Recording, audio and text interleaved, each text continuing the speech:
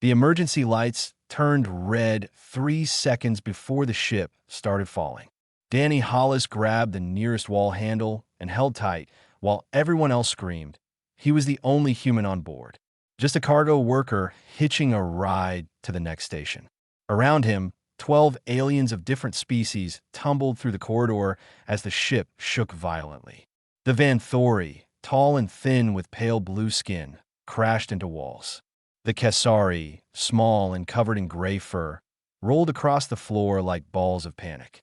"We are going down," the ship's computer announced in a calm voice that felt wrong for the situation. "Brace for impact." Danny had survived a helicopter crash in Alaska when he was 22. He had walked out of a collapsed mine in Canada at 25.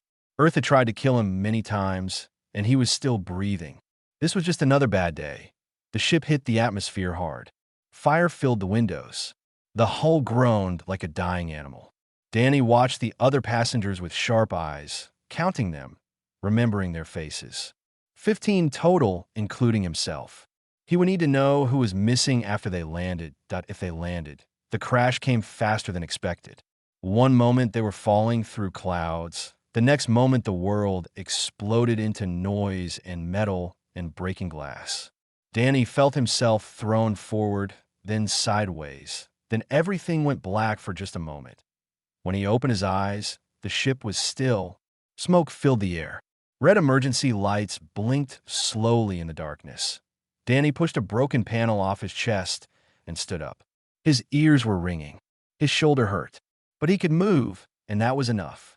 "Hello," he called out. "Anyone alive?" Groans answered him from the darkness. He moved through the wreckage, pulling aliens from under debris, checking for breathing, for heartbeats. The Vanthori had 4 eyes and blue blood. The Kesari had fur that was now matted with that blue blood. Danny did not care what they looked like. They were alive, and he was going to keep them that way. He found 11 survivors. 4 were dead, their bodies crushed by the impact. Danny closed their eyes gently and moved on. There would be time to mourn later. Right now, the living needed him. Captain Serene, an elderly Vanthori with silver streaks in his blue skin, sat against a wall with empty eyes. He was in shock. His ship was destroyed. His passengers were dead or dying. He had no idea what to do. Danny knelt beside him. "Captain, I need you to focus. Where did we crash?" The old alien looked at him slowly. "Planet HR 7741C is flagged as non-viable. No colony. No outpost. Nothing. Why non-viable? Everything there wants to kill you." Danny almost smiled. "Sounds like home." A young Vanthori female named Rilla limped toward them. She had been the ship's navigator. One of her 4 eyes was swollen shut, but the other 3 were sharp and scared. "There's another ship," she said. "A cargo vessel. It was caught in the same anomaly. I saw it falling before we lost sensors. It crashed maybe 2 kilometers east." Danny looked toward the broken hull. Through the gaps, he could see thick jungle, green and dark and alive with sounds he did not recognize. The air was heavy and wet, like breathing through a warm cloth. Above the tree line, dark clouds were gathering fast. "Storm coming," Danny said. "We cannot go looking for them tonight." Rilla grabbed his arm. "There could be survivors. We have to help them. If we go into that jungle at night, in a storm, on a planet we know nothing about, we will die. All of us." Danny's voice was calm but firm. "We help them tomorrow. Tonight, we survive." Rilla wanted to argue. He could see it in her 3 working eyes. But something in his face made her stop.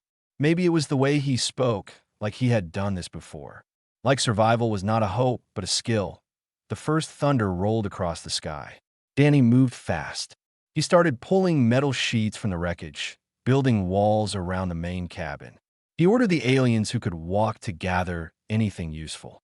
Food, water containers, medical supplies, anything that could burn. The Kesari engineer, Brennick, tried to help him lift a heavy panel.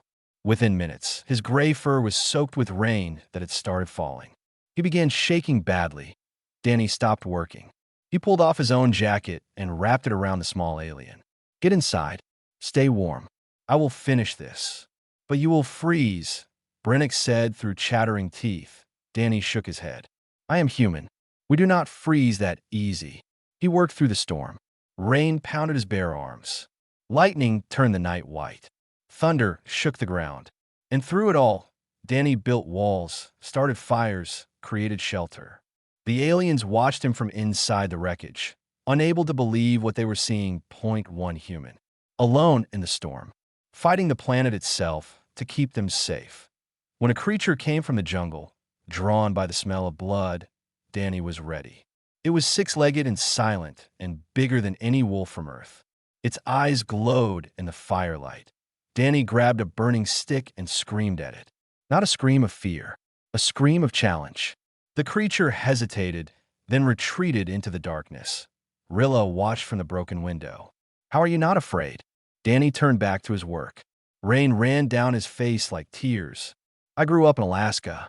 This planet has nothing I have not seen before." By morning, everyone was still alive, and Danny had not slept at all. Sunlight cut through the jungle canopy like golden knives. Danny stood at the edge of their camp, looking east where smoke still rose from the second crash site. His hands were raw and bleeding from the night's work, but he had said nothing about it. Behind him, the aliens were waking up. They moved slowly, confused, like children who had forgotten where they were. The events of yesterday felt like a nightmare, but the wreckage around them proved it was real. Rilla approached Danny quietly. She had been watching him since dawn, and she had noticed things. The way he stood, the way his eyes never stopped moving across the tree-line, the way he seemed to hear sounds before anyone else could. "Your hands," she said. Danny looked down at the torn skin and dried blood. "It is nothing. You should let Brennick treat them. He has medical training. Later. First, we find the other survivors." He turned to face the group. 11 aliens looked back at him. Some were injured. Some were scared. All of them were waiting for someone to tell them what to do. Captain Serene sat apart from the others, still lost in his own guilt and shock. Danny spoke simply. "I'm going to the other crash site. I need 2 volunteers who can walk fast and follow orders without questions." Rilla stepped forward immediately. A young Kesari male named Pell joined her. He was the least injured of his kind, though he still looked fragile compared to Danny. "The rest of you stay here," Danny continued. "Do not leave the camp. Do not go into the jungle. Do not touch anything you do not recognize. Brennick is in charge until I return." The engineer looked surprised. "Me? Why me?" "Because you tried to help last night, even when it was killing you. That tells me you can be trusted." Danny led his small team into the jungle. Within 10 steps, the crash site disappeared behind walls of green. The air was thick and wet. Strange insects buzzed around their heads. The ground was soft and tried to swallow their feet with every step. Rilla struggled to keep up. Her long legs, perfect for walking on smooth station floors, kept catching on roots and vines. Pell was worse. His small body was not built for this kind of terrain. He fell 3 times in the first 100 meters. Danny slowed his pace without comment. He moved differently than them. When they fought the jungle, he flowed through it. He ducked under branches before they hit him. He stepped over roots he seemed to sense without looking. His eyes caught movements in the leaves that the aliens could not see. "Stop," Danny said suddenly. Everyone froze. Danny pointed to a plant with beautiful red flowers. "Do not touch that. See how the leaves have small hairs? Those hairs contain poison. One touch and your skin will burn for hours." Rilla stared at the innocent-looking plant. "How do you know? Earth has plants like this. We call them nettles. Some are worse." He started walking again. "On my planet, even the plants want to kill you." They continued through the jungle. Danny pointed out dangers as they went. A pool of water that looked clean but smelled wrong. A vine that moved slightly even without wind. Tracks in the mud from something heavy with too many legs. "Your world," Pell said quietly. "It sounds terrible." Danny shrugged. "It made us strong." The cargo ship was worse than Danny had expected. It had not crashed. It had broken apart in the air and scattered across a wide area. Debris hung from trees. Metal pieces were buried in the ground. The smell of burned fuel filled the air. Danny found 2 Kesari bodies in the first section. They had died on impact. He covered them with leaves and kept searching. "Hello," he called out. "Anyone alive?" A small sound answered him. Weak. Scared. Coming from inside a crumpled storage container, Danny ran. He tore at the metal with his bare hands, ignoring the sharp edges that cut his palms deeper. Rilla tried to help, but could not match his strength. Pell stood back, eyes wide with shock at the destruction around him. Inside the container, a small Kessari girl was curled into a ball. She was maybe 6 or 7 years old by human standards. Her gray fur was matted with blood, and one of her arms hung at a wrong angle. "Hey there," Danny said softly. He made his voice gentle, the same voice he used with scared animals back home. "My name is Danny. I am here to help you." The girl looked at him with huge, terrified eyes. She had never seen a human before. To her, he probably looked like a monster. Tall, strange, covered in blood and mud. "I know I look scary," Danny continued, "but I promise I will not hurt you. Can you tell me your name?" "Mira," the girl whispered. "That is a beautiful name, Mira. I'm going to pick you up now, okay? I will be very careful with your arm." He lifted her like she weighed nothing. She was so light, so small, so breakable. Danny felt something shift inside his chest. Something protective, something old. He carried Mira all the way back to camp. She buried her face in his shoulder and did not let go. When they arrived, the alien stared. A human, covered in blood from fresh wounds, carrying an alien child with perfect gentleness. It did not match what they knew about Deathworlders. Captain Serene finally stood up. He walked to Danny and looked at him with new eyes. "How did humans become this way?" he asked. Danny set Mira down carefully on a makeshift bed. She still held his hand tight. "Earth tried to kill us every day," Danny said. "So we learned to survive. And we learned to protect the ones who could not." 5 days passed on the savage world. The crash site had become something new, something that looked almost like a home. Danny had transformed the wreckage into a survival camp. Walls of metal protected them from predators. A fire pit in the center provided warmth and light. Water collection systems caught rain. Drying racks held strips of meat from animals Danny had hunted. The aliens watched him work with growing wonder. Every day brought new proof that humans were different from anything they had known. Rilla found him at dawn, sharpening a knife he had made from whole metal. She had been his shadow for days now, learning everything he would teach her. "Show me how to do that," she said. Danny handed her the rough stone he used for sharpening. "Angle matters. Too steep, and you will damage the edge. Too shallow, and nothing happens. Find the middle." She tried. Failed. Tried again. Danny watched without judging. "Your people," she said while working. "Do all of you know these things?" "Not all, but many. Earth has places where technology does not help. Mountains, deserts, frozen lands, jungles. The people who live there learn to survive with their hands and their minds." "I grew up on a station," Rilla said. "Temperature was always perfect. Food came from machines. Water came from pipes. I never thought about where any of it came from." Danny nodded. "Most species become that way eventually. They build perfect worlds and forget what it took to survive the imperfect ones. But humans did not forget. No, we kept our wild places. We visit them. We challenge ourselves against them. Some of us even prefer them to the stations." Danny took back the knife and tested the edge. "Good. You are learning fast." Across the camp, Mira was following Brennick as he checked on the injured passengers. The little Kessari girl had attached herself to Danny completely, but she was slowly becoming comfortable with others too. She still would not sleep unless Danny was nearby. Night. Danny would tell her stories about Earth, about snow and mountains and oceans so big you could not see the other side, about animals called bears and wolves and whales, about humans who climbed frozen peaks just to prove they could. Mira listened with wide eyes. Earth sounded like a fairy tale, a world of monsters and heroes, where the monsters and heroes were the same species. Brennick finally got the distress beacon working on day 4. It was weak, barely more than a whisper into space, but it was something. "Rescue ships check this sector every few weeks," Captain Serene said. "If they detect our signal, they will come. And if they do not detect it?" asked one of the Van Thori passengers. Serene did not answer. He did not need to. Danny spoke instead. "Then we survive until they do. We have water. We have food. We have shelter. We can last months if we need to. The aliens looked at him like he had suggested living on a star. Months on this planet seemed impossible. But Danny said it like it was simple. Like surviving was just another task to complete. Food became the biggest challenge. The aliens could not eat most of what grew on the planet. Their bodies rejected the local plants. Hunting was the only option, but the jungle was deadly. Danny went out alone every morning. He came back with meat he had cleaned and prepared, removing the parts that might harm alien digestion. He never talked about what he faced in the jungle. But sometimes he came back with new cuts and bruises that he treated himself. Rilla confronted him on day 6.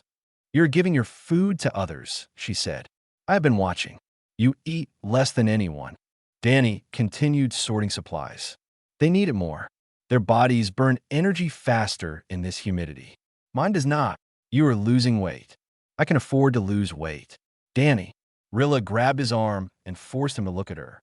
"You cannot save us if you kill yourself first." For a moment, something passed across his face. Something tired and old. Then it was gone, replaced by his usual calm expression. "I have been hungry before," he said. "I know my limits." "Do you?"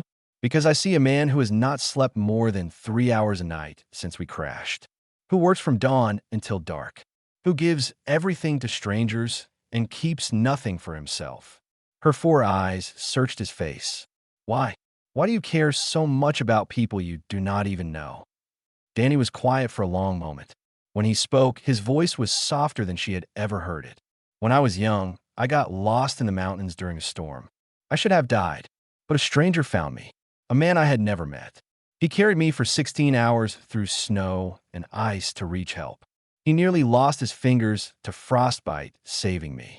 Danny looked at his own hands, scarred and rough from years of hard living. I asked him why he did it, why he risked his life for a stranger. Danny smiled slightly. He said that is what humans do. When someone needs help, we help. When someone is lost, we find them. When someone is dying, we fight to keep them alive. It is who we are. Rilla did not know what to say. She had grown up believing humans were dangerous, wild, violent. No one had told her they could also be this. That night, Mira asked Danny for another story about Earth. He sat beside her bed and began talking about rescue dogs, about animals trained to find lost people in the snow. "Even your animals try to save others?" Mira asked. Danny smiled. "We taught them to. But honestly, I think they would do it anyway." 2 weeks on the planet, and Danny's body was starting to fail to hit it well. He still woke before dawn, still checked the camp walls for damage, still went into the jungle to hunt. But Rilla saw the truth in small moments. The way he paused to catch his breath when he thought no one was looking. The slight shake in his hands when he worked too long. Then the sickness came that IT started with 3 Van Thori passengers. Fever, weakness, stomach pain. By the end of the first day, 2 Kisari had the same symptoms. Brennick examined them with growing fear in his eyes. "Contaminated water," he said. "Something got into our supply. Maybe an organism too small to see. Maybe a chemical from the soil." Danny stood over the water containers he had filled himself. His face was hard and cold in a way no one had seen before. He blamed himself. That was clear to everyone. "Is there a cure?" Captain Serene asked. "Clean water. Rest. Time for their bodies to fight it off." Brennick shook his head. "But if they keep drinking the contaminated supply, they will only get worse." Danny was already moving toward the jungle. "Where are you going?" Rilla demanded. "To find clean water. You do not even know if clean water exists here. You could search for days and find nothing." Danny stopped at the edge of camp. He looked back at the sick passengers, at Mira, who was crying quietly beside Brennick, at the faces of people who depended on him completely. "Then I will search for days," he said. He was gone before anyone could argue. The jungle was worse at night. Danny had always known this, which was why he had forbidden anyone from leaving camp after dark. Predators that hid during the day came out to hunt. The darkness was absolute under the thick canopy. Every sound could be death approaching. Danny moved anyway. He followed animal trails, looking for signs of water. Predators followed him in return. He heard them in the branches above. He saw their eyes glowing in the darkness around him. 3 times he had a fight. Small creatures first, testing him. then something bigger with too many teeth. He killed it with his knife and kept walking. Blood ran down his arm from a bite he barely felt. Near midnight, he found it, a spring bubbling up from rocks, feeding a small pool that glowed faintly with some kind of mineral. Danny tested the water carefully. It smelled clean. It tasted clean. No strange colors or textures. The spring was half a kilometer from camp, through the most dangerous part of the jungle. At night, Danny filled every container he had brought. His arms burned with exhaustion. His wounds throbbed. His body screamed for rest. He ignored all of it and started the journey back. The predators came for him on the return trip. There were 3 of them this time. Pack hunters working together. They had smelled the blood on him and decided he was weak enough to take down. Danny did not run. Running triggered the chase instinct in predators. Instead, he set down the water containers carefully and drew his knife. The metal blade looked small against the creatures circling him. The first one attacked. Danny sidestepped and cut deep across its face. It screamed and fell back. The second came from behind. Danny turned too slow and felt claws rake across his back. Pain exploded through his body, but pain was old to Danny. Pain was familiar. Earth had taught him to keep fighting long after his body wanted to stop. He grabbed the second predator by its throat and squeezed until something cracked. The third one watched its packmate die and decided the human was not worth the risk. It vanished into the darkness. Danny picked up his water containers with shaking hands. Blood soaked through his shirt. His vision blurred at the edges. He walked anyway. The camp appeared through the trees just as the first light of dawn touched the sky. Danny stumbled past the walls and collapsed beside the fire pit. Rilla found him there. She screamed for help. They carried him to a bed made of salvaged cushions. Brennick examined his wounds with trembling hands. The cuts were deep. The blood loss was severe. And Danny was already weakened from weeks of not eating enough and not sleeping enough. He pushed himself too far, Brennick said. His body is shutting down. Mira pushed through the gathered crowd. She climbed onto the bed beside Danny and held his hand with both of hers. "Wake up," she whispered. "Please wake up. You promised to tell me about the oceans. You promised." Danny did not respond. His breathing was shallow. His skin was cold despite the tropical heat. Rilla stood over him, fighting back emotions she did not fully understand. This human had saved them all. He had given everything without asking for anything in return. And now he was dying because he could not stop trying to help. "We are not going to let him die," she announced. "Everyone who can work, I need you now. We have clean water. We have food he prepared. We have everything he taught us. Now we use it." The aliens looked at each other with uncertainty. They were scientists and merchants and bureaucrats. They were not survivors, but Danny had shown them what survival looked like. And maybe, just maybe, they could do it too. "Move," Rilla ordered. "We are going to save him like he saved us." Danny woke to the smell of cooking meat and the sound of quiet voices. He tried to sit up, but his body refused. Every muscle ached. His back burned where the predator had clawed him. His arms felt heavy as stone. "Do not move." Rilla appeared beside him, pressing a damp cloth to his forehead. "You lost a lot of blood. Brennick says you need rest." Danny blinked at her. Something was different. The camp around him looked organized, clean, functional. It had only been like that when he was the one maintaining it. How long was I unconscious? 2 days. 2 days. Danny felt panic rise in his chest. 2 days without hunting, without checking the walls, without protecting them. "The camp," he started, "is fine. We handled it." Danny stared at her. "You handled it?" Rilla smiled for the first time since the crash. It transformed her face, made her look younger and less afraid. "You taught us well, Danny. Pell learned your hunting techniques. He brought back food yesterday. Captain Serene organized water collection and rationing. Brennick treated the sick passengers with the clean water you brought. They are recovering." She helped Danny turn his head so he could see the camp. Aliens moved with purpose. They carried supplies. They tended the fire. They reinforced walls. They looked like survivors.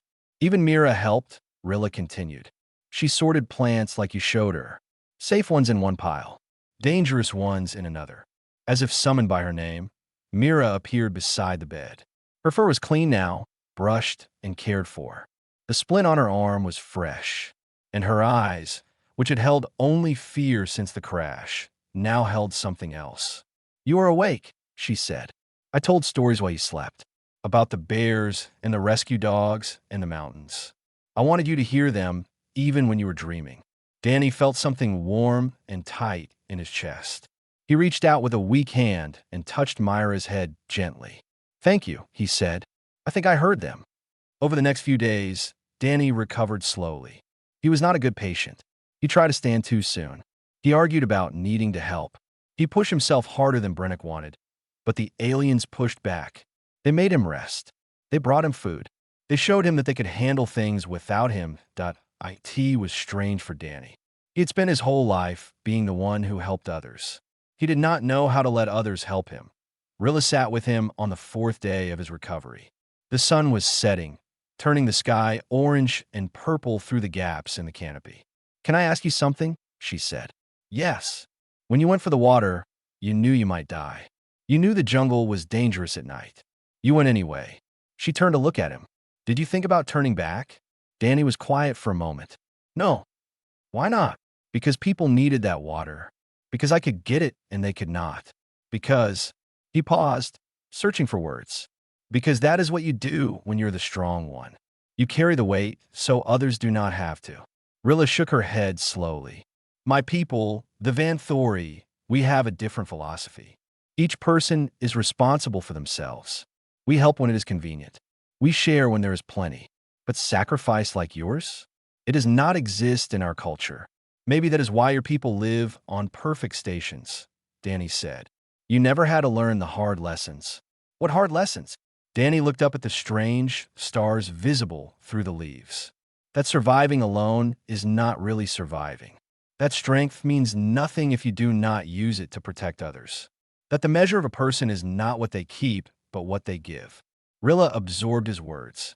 She thought about her life before the crash. The careful distances she kept from others. The belief that dependency was weakness.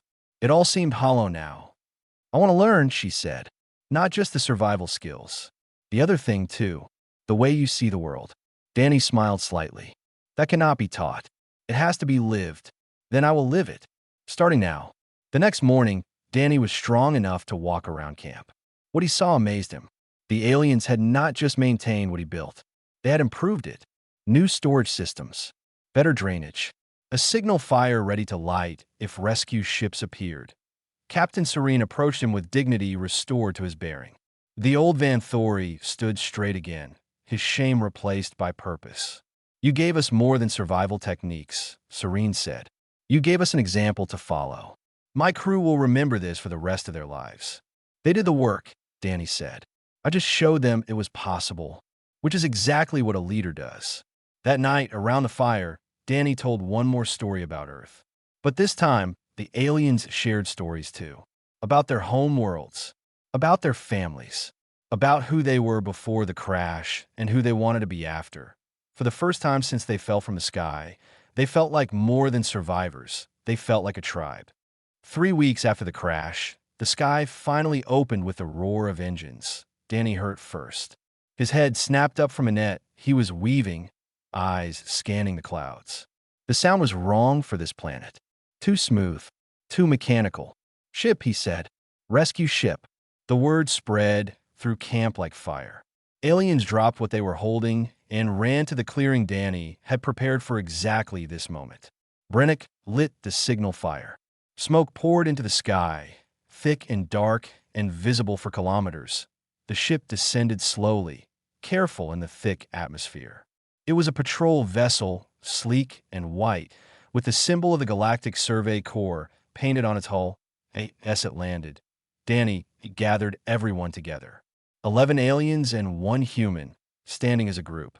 They looked nothing like the panicked survivors who had crawled from the wreckage 3 weeks ago. They stood straight. They moved with confidence. They had faced a savage world and won. The rescue ship's ramp lowered. A survey captain stepped out, a tall alien species Danny did not recognize. The captain stopped dead when she saw them. "This is not possible," she said.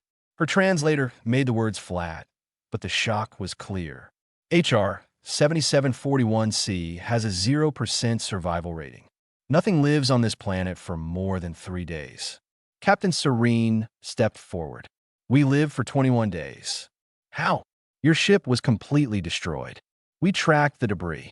You had no functioning technology, no environmental suits, no. The survey captain's eyes moved across the camp. The walls, the fire pit, the storage systems, the drying racks. Who built all this? Serene turned and gestured toward Danny. He did. The survey captain looked at the human, looked at his scarred hands and weathered face, looked at the knife on his belt and the way he stood like he owned the ground beneath him. You are human, she said. Not a question. Yes. One human kept all these people alive. On a death world. Danny shrugged. They helped. I just showed them how. The rescue crew spent an hour examining the camp. They took readings. They documented everything. They asked questions that Danny answered simply, and the aliens answered with obvious pride. This is remarkable, one of the survey officers said. This level of survival adaptation from a species with no prior experience on hostile worlds. Your techniques could be studied for years. Danny did not care about studies. He was watching Mira, making sure she was not scared by all the strangers. The little Kisari girl held his hand and refused to let go. We need to leave, he said. Everyone has been through enough. The loading took another hour. Danny made sure every survivor was safely aboard before he stepped onto the rescue ship himself. Mira walked beside him, still holding his hand. On the ship, medical teams examined everyone. The aliens had minor injuries and some malnutrition, but nothing serious. Danny's wounds were worse. The medic spent a long time on his back, repairing damage that should have killed him. You fought predators with this injury? A medic asked with disbelief. I had things to carry, Danny said. Could not put them down. Word spread through the ship quickly. By the time Danny emerged from medical, aliens he had never met were watching him from doorways and corridors. Some looked scared. Some looked amazed.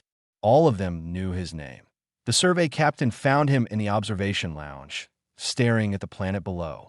We flagged that world as uninhabitable 50 years ago, she said. Every survey team we sent either died or had to be evacuated within days. And you survived there for 3 weeks with no equipment and a group of untrained civilians. Danny said nothing. What you did down there, the captain continued. It is going to become a legend. The story of the human who turned a death world into a home. I'm not a legend. I am a cargo worker.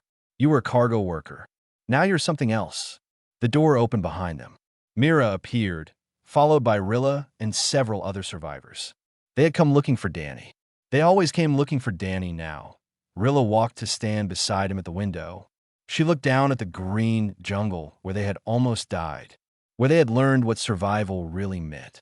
What will you do now? She asked. After all this? Danny considered the question. He had no family waiting for him, no home to return to. He had been drifting through space, taking cargo jobs on whatever ship would have him. Just another human among the stars.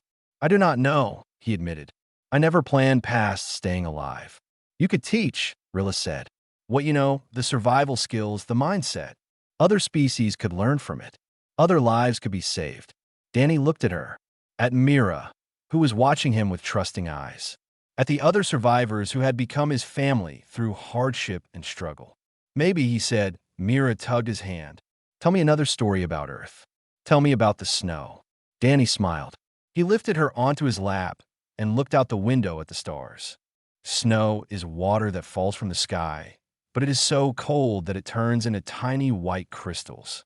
On Earth, in places like where I grew up, the snow can get so deep that it covers houses. And humans, we learn to build shelters in it. We learn to find food under it. We learned to survive in a world that was trying to freeze us solid. Mira listened with wonder. Rilla listened too, along with the others who had gathered around. Outside the window, the savage planet disappeared as the ship jumped to hyperspace. But the lessons learned there would travel forever.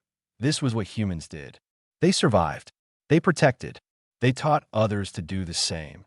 And now the galaxy was beginning to understand why humanity mattered.